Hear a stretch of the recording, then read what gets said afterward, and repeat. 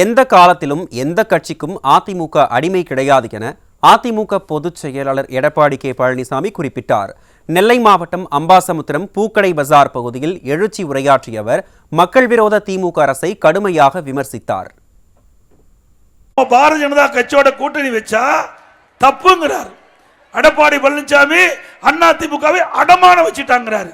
இது என்ன வைர நகையா அடமானம் வைக்கிறது? இது கட்சியா?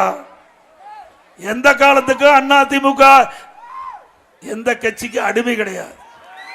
தன்மான உள்ள கட்சி. யாரால எங்களை ஒண்ணும் பண்ண முடியாது. மடியிலே கனமில்லை, வழியிலே பயம் இல்லை.